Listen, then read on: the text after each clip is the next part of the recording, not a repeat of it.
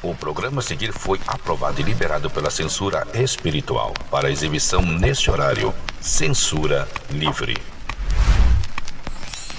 Entremos agora no momento da palavra, no Ministério Cristão Cordão de Três Dobras. E agora, momento da palavra, na reunião do Cordão. Tema de hoje, oração. Em Tiago 5,16b diz: muito pode por sua eficácia a súplica do justo.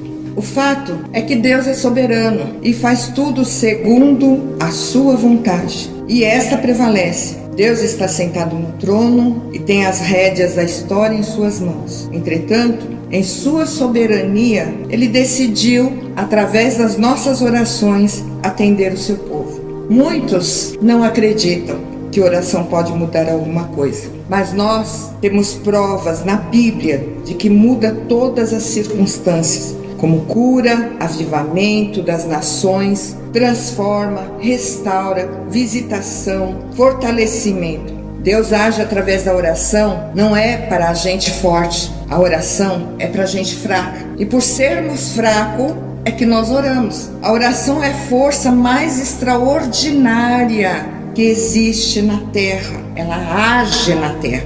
Por quê? A oração une a fraqueza, a nossa fraqueza humana, à onipotência divina. A oração conecta o altar da terra com o trono no céu. Quando o incenso do altar sobe, ele retorna do trono para a terra com a interferência, com a intervenção soberana de Deus na história. Quando a igreja ora, o céu se move, a terra treme e coisas extraordinárias podem acontecer. Você crê que Deus age por meio da oração? Não é a oração que é poderosa, é Deus que é poderoso, é o Deus que responde à oração que é poderoso. Mas cremos nisso? A oração não é o resto, ou última coisa que o cristão deve fazer. A oração é a primeira coisa que o crente deve fazer. Mas será que os patriarcas, profetas, pensaram assim? Vejamos na Bíblia o que diz. Abraão, por exemplo,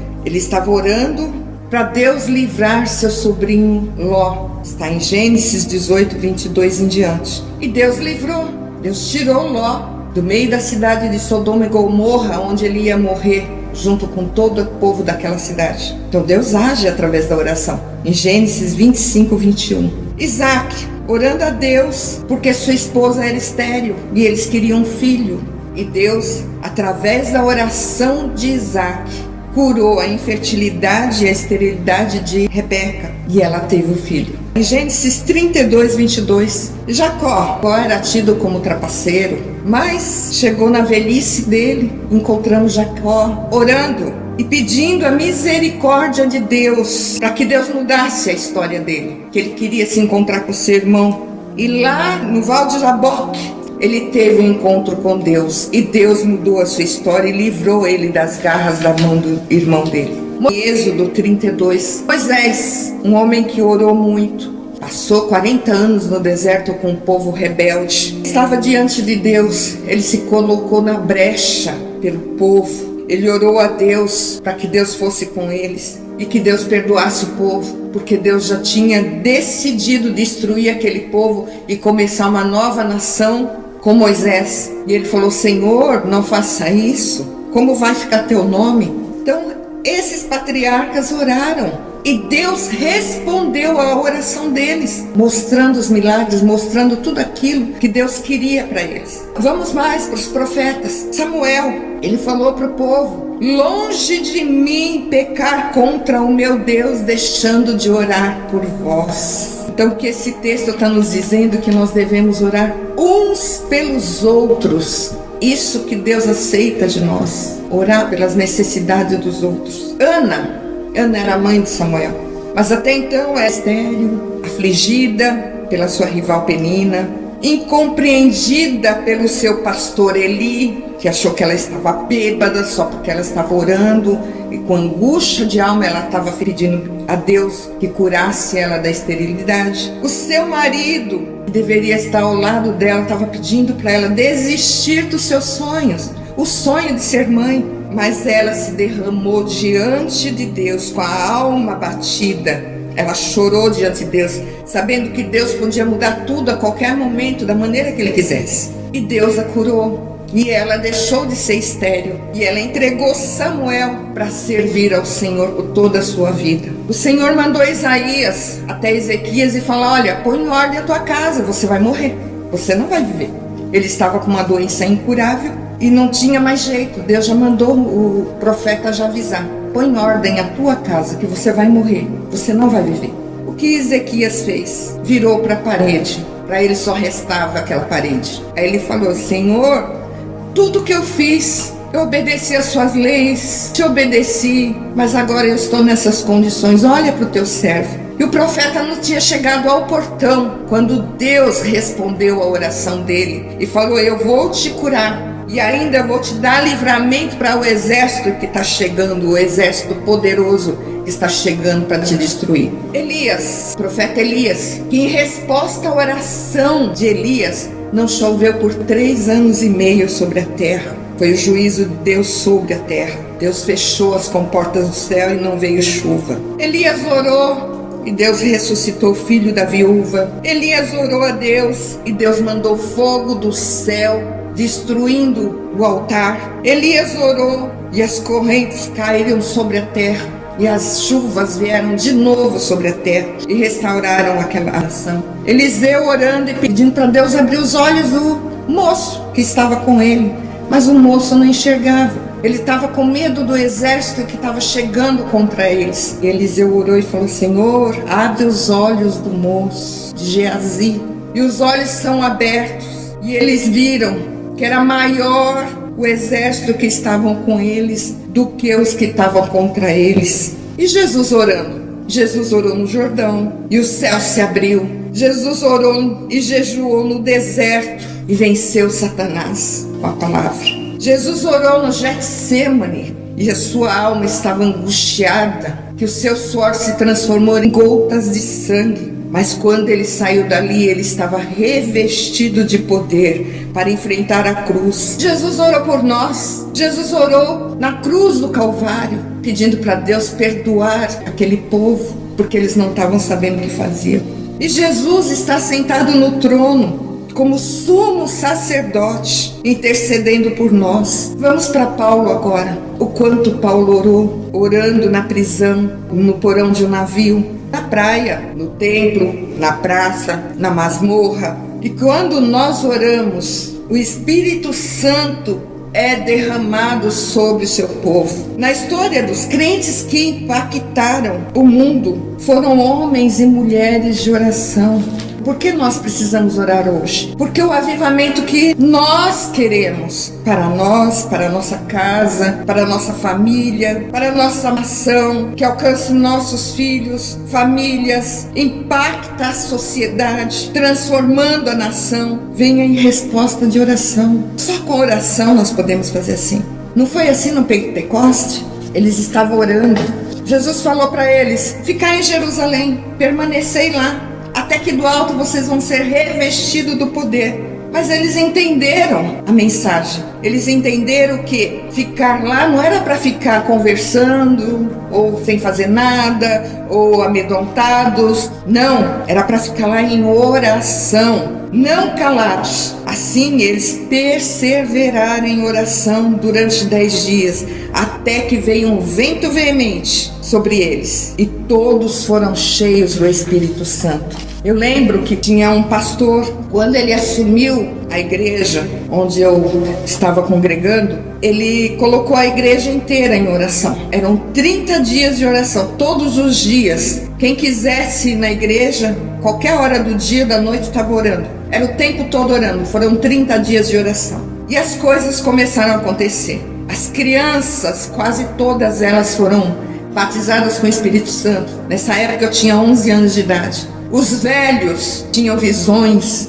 Era a coisa mais linda. Você entrar na igreja, você parecia que flutuava. E um dia nós estávamos nesse culto, orando, todo mundo de joelho, clamando a Deus. E um irmão estava orando perto assim de nós. E de repente ele começou a levantar, a levitar. era um irmão Gerson, eu não esqueço o nome dele, ele era até cobrador de ônibus. E aí tinha um irmão que era o porteiro, ele estava cuidando e de repente ele viu o irmão levitando, já estava 1 metro do chão, ele puxou o irmão para baixo porque ele ficou com medo de Deus arrebatar aquele irmão. E aí a gente vê o que é o poder da oração. As pessoas endemoniadas passavam na rua, caíam endemoniadas e Deus libertava. Então a oração é a base do avivamento, como está escrito lá em 2 Crônicas 7,14. Se o meu povo que se chama pelo meu nome se humilhar e orar e me buscar e se converter dos seus maus caminhos, então eu ouvirei dos céus, perdoarei os seus pecados e sararei a sua terra.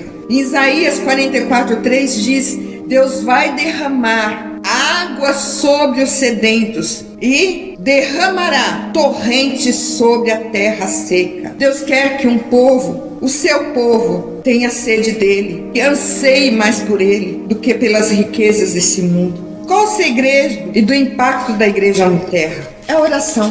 O texto é claro: muito pode, por sua eficácia, a súplica de um justo. Deus liberta os filhos cativos através da oração. Mães, as mães que estão na brecha por seus filhos, por suas famílias, não é em vão. Deus vai libertar os seus filhos, a sua família, como a filha endemoniada da mulher cananeia. Ela não pôde ir até Jesus porque ela estava endemoniada, mas teve uma mãe que foi até Jesus. Filhos de tantas lágrimas que muitas vezes as mães estão chorando por esses filhos que estão nas drogas, que estão no pecado, que estão na prostituição, que estão roubando, que estão fazendo mal. Mas esses filhos de tantas lágrimas, eles não podem se perder, porque Deus está vendo, Deus está colhendo cada lágrima que você derrama pelo seu filho. Deus reverte situações impossíveis por causa da oração. Pessoas dizem que oração não muda nada, só muda você. Mas a Bíblia não diz isso. Em Mateus 7, versículo 7, versículo 8 diz: Pedi, pedi e dar-se-vos-á. Buscai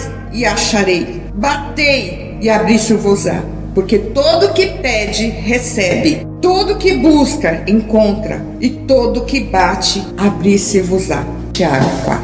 Nada tendes, porque não pedis. Se pedirmos, receberemos. Pense no rei Ezequias. O próprio Deus manda ele pôr a casa em ordem, porque ele morrerá e não viverá. Mas o próprio Deus ouve as orações e muda a história. Deus ouve as orações. Ele mudou a história do rei. Pedro, em Atos 12, está preso numa prisão de segurança máxima, guardado por escoltas de 4 soldados. Cada uma, a morte estava certa, estava definida. Mas em resposta às orações da igreja, Deus mandou um anjo e o libertou. E aquele que haveria de matá-lo foi quem morreu. Paulo e Silas, preso num tronco, pés amarrados, mas por volta da meia-noite, eles cantam. E acontece um terremoto bem diferente. Porque esse terremoto só quebrou as correntes e abriu as portas. A gente vê terremoto que destrói tudo.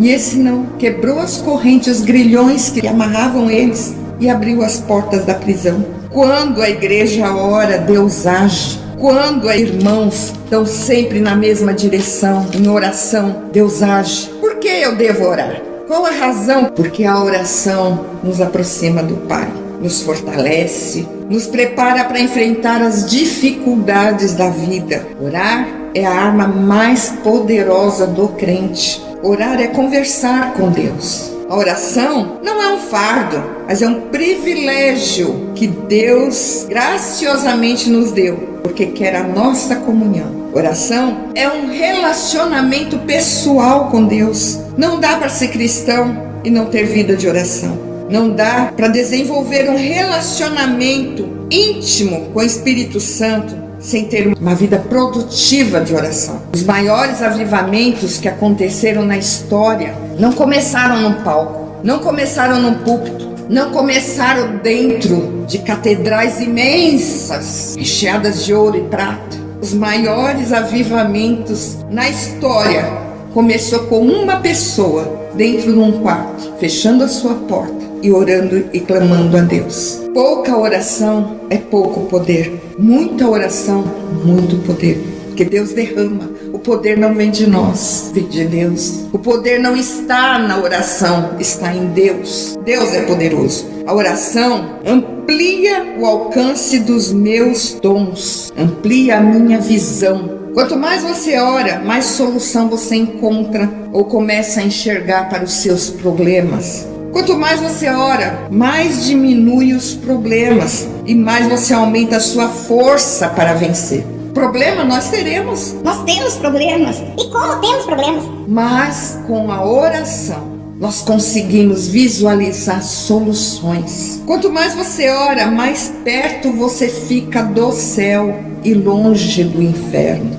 Quanto mais a gente ora, mais o pecado foge da gente. Com a nossa vida diária de oração, leitura da palavra, meditação na palavra, pensando nas coisas do céu, mais o pecado fica longe de nós. Oração como cartas para Deus, que a gente não erra o endereço, nunca vai errar o endereço. Mas quando as orações sobem, os milagres acontecem. Orar é como plantar sementes, teremos bons frutos. Basta regar com a oração. Se você quer ter fruto na tua vida frutificada, tua vida diferente, que haja transformação na tua casa, na tua família, por mais que demore. Muitas vezes a gente acha que está demorando. Viva uma vida de oração. Conte tudo para Deus. Ele sabe a melhor solução para você, para tua casa, para tua família. Filhos criados com temor de Deus, mesmo que eles se desviem, o temor do Senhor ainda está dentro dele.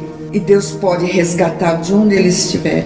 Eu sou o testemunho vivo disso. Meu marido é o testemunho vivo disso. Nós tivemos uma infância na igreja, por rebeldia nós fugimos da igreja, saímos da igreja. Mas Deus nos encontrou.